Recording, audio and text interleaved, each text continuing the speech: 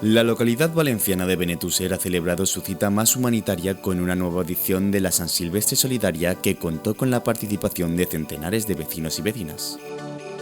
Al tratarse de una carrera intergeneracional no competitiva, se realizó una primera vuelta común, seguida de una segunda vuelta de 2,5 kilómetros para los corredores y corredoras habituales.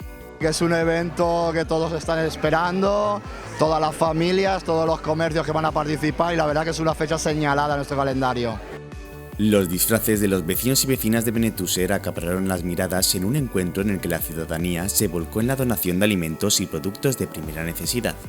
La participación de las entidades en Benetússer siempre es algo que está top, ¿no? Es un gran nivel y en este caso sigue siendo, pero también se ven esos grupos por eso lo quería poner en valor, esos grupos de personas, de familias, que aunque no estén en una entidad, pero que también se juntan en estas fechas pues para participar. Nos juntamos amigos, nos lo pasamos bien. ¿A ti por qué te gusta venir a San Silvestre? Porque me gusta correr. Ah, también. ¿Y con quién has venido? Con papá. A la hora del reparto de premios al mejor disfraz, se hizo hincapié tanto en la originalidad como en el cuidado de los detalles.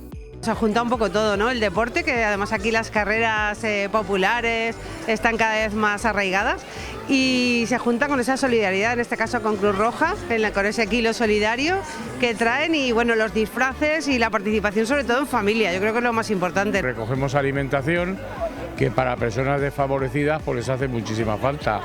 Entonces es un clásico además Benetússer para nosotros. No fallamos ningún año y la población tampoco nos falla ningún año. Tras este acto de solidaridad y deporte, la población benetusina ya está preparada para despedir el 2023 y dar la bienvenida al año nuevo con una fiesta en el corazón de la localidad, en un encuentro que ya es toda una tradición de la programación navideña de Benetússer.